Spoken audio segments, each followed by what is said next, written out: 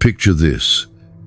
11 men stand frozen on a dusty hillside, their necks craned toward an empty sky, watching their greatest hope disappear into the clouds forever. What they witnessed that morning would either destroy everything they believed or reveal the most extraordinary secret in human history. This is the moment the world calls the Ascension of Jesus. But what if everything you think you know about this ancient event is wrong? What if this wasn't abandonment at all, but the greatest cosmic victory ever achieved? What if those nail-scarred hands weren't retreating from Earth, but reaching for a throne that would change the balance of power in the universe itself? Today we journey beyond the clouds to witness what really happened when the Son of God came home. The wound that never heals. The morning sun cast long shadows across the Mount of Olives as Jesus lifted his arms in blessing. For 40 precious days, these 11 men had touched the scars in his hands, watched him break bread at simple meals, listened as he opened ancient scrolls, and revealed how every prophecy pointed to this very moment. They had gotten their teacher back from death itself. But then, something impossible began. His feet left the ground. Slowly, steadily, he rose above the olive trees, above the city walls, above their reach. The disciples watched their risen Lord float away into the morning sky until a bright cloud wrapped around him like royal cloth and hid him from their sight. Think about the trauma these men carried. They had already lost Jesus once at the cross, watching Roman soldiers nail their hope to wooden beams. The memory of his final breath still haunted their dreams. Now they were losing him again. But this time, he was choosing to leave. The fresh wound of abandonment mixed with the old scar of grief, creating a pain that words could not touch. To human eyes looking up from earth, this looked exactly like defeat. Their king was abandoning them to face a hostile world alone. The religious leaders still wanted them dead. Rome still ruled with an iron fist. How could 11 frightened men change anything without their teacher? But what they couldn't see was that sometimes what looks like retreat is really advance. Sometimes what feels like loss is really victory in disguise. Beyond the veil, while 11 men stood frozen on that dusty hill, staring at empty clouds, something extraordinary was unfolding just beyond their view. The same moment that looked like defeat from earth was actually the greatest victory celebration heaven had ever witnessed. Picture the scene as Jesus passes through those clouds and enters the throne room of the universe. The ranks of angels stand at attention like soldiers welcoming their commander back from war. But this isn't the same Jesus who left heaven 33 years earlier. He departed as pure deity, but now he returns as both God and man, bearing flesh and bones and scars that tell the story of his victory over death itself. For the first time in history, human flesh enters heaven's throne room. Those nail-scarred hands that once hung helpless on a cross now reach for a crown. The wounds that spelled shame on earth now gleam like medals of honor in heaven's light. Every scar becomes a trophy. Every mark of suffering transforms into a symbol of love, triumphant. The cosmic significance of this scene defies human comprehension. The same Jesus who taught fishermen by Galilee's shore now rules the universe from heaven's throne. The carpenter's hands that built wooden tables now hold the scepter of eternal authority. The voice that calmed storms now commands angels and governs the stars. What the disciples saw as abandonment, heaven celebrated as triumph.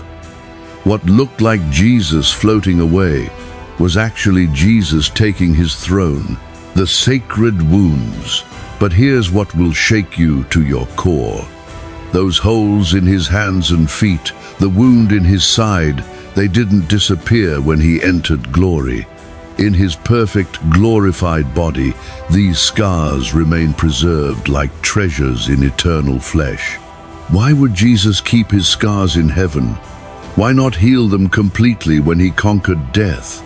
The answer reveals the most beautiful mystery in all of creation. Those wounds are the only man-made things in heaven, marks inflicted by human cruelty, yet transformed into eternal symbols of divine love. Roman nails driven by human hands created openings that now pour out grace to every generation. In the book of Revelation, the Apostle John glimpses Jesus in heaven and sees a lamb looking as if it had been slain, standing at the center of the throne. Even surrounded by endless worship and blazing light, his sacrifice remains visible.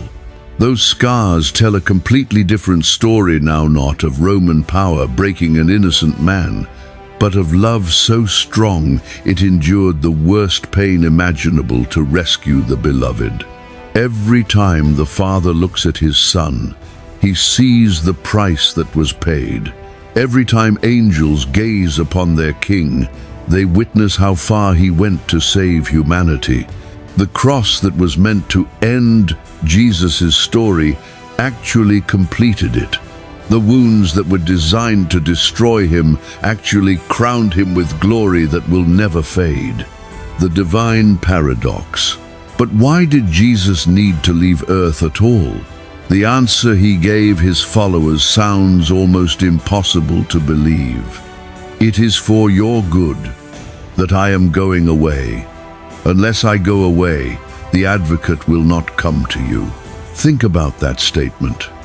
Jesus told his closest friends they would be better off with him gone. How could that possibly make sense? His physical body, though risen and powerful, still faced the limitation every human body faces. It could only be in one place at one time. While walking the dusty roads of Palestine, Jesus could only teach those within earshot and heal those he could touch. But his vision stretched far beyond the hills of Judea. He came to reach every nation, every tribe, every person who would ever draw breath. The Ascension wasn't Jesus distancing himself from humanity. It was Jesus positioning himself to be closer to all humanity than he had ever been before.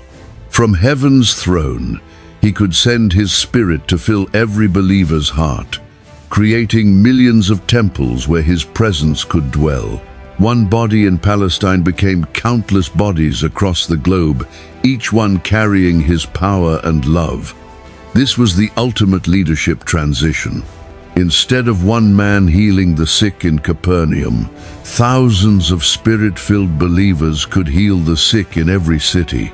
Instead of one voice preaching good news in Galilee, countless voices could carry that same message to the ends of the earth. The transformation. 10 days after the Ascension, wind roared through an upper room in Jerusalem. Flames like tiny spears rested on waiting heads, and timid voices turned bold. The followers who once hid behind locked doors marched into the streets and turned the world upside down. The same Peter who had denied knowing Jesus 3 times now stood before thousands, declaring the resurrection with bold confidence. 3,000 people believed that day and were baptized. The disciples who had been paralyzed while staring at empty sky were now moving through streets and marketplaces with unstoppable purpose. Their courage didn't come from education or intellect. Most were unlearned men compared to the religious elite.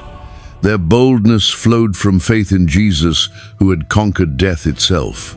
The Spirit that Jesus promised had arrived, turning ordinary fishermen and tax collectors into extraordinary witnesses. The pattern of divine victory. The Ascension reveals a pattern.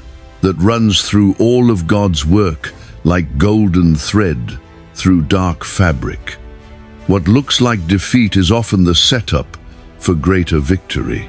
This divine paradox challenges everything human wisdom holds dear, yet it appears again and again throughout Scripture.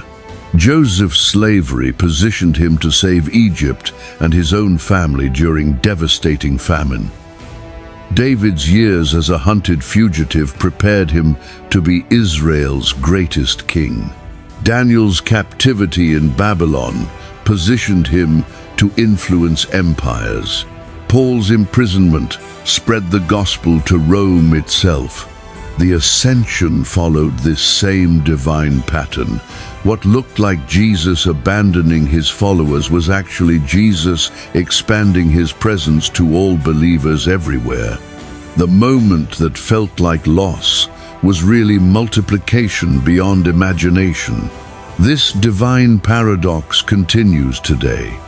Our greatest losses often become the soil where God grows our greatest purpose. The job that ends becomes the doorway to calling. The relationship that breaks opens space for healing.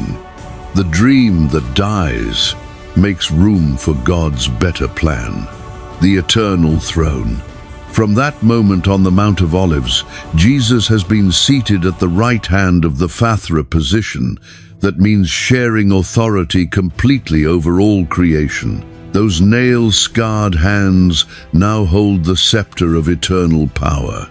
The wounded healer has become the reigning king. But here's what moves the heart of heaven. He hasn't forgotten what it feels like to be human. He remembers the weight of sorrow, the sting of betrayal, the pain of loss. In his glorified body, he carries the scars that connect him forever to our struggles. He is both the God who rules the universe and the man who understands our weakness. Conclusion: the throne of scars. As we close this sacred journey, consider this profound truth. The throne of heaven is occupied by a king with wounded hands. The ruler of all creation bears the marks of sacrificial love. The most powerful being in existence chose to keep his scars as eternal reminders of how far he went to save us. The disciples couldn't see it that morning on the Mount of Olives, but they were witnessing the coronation of the universe's true king.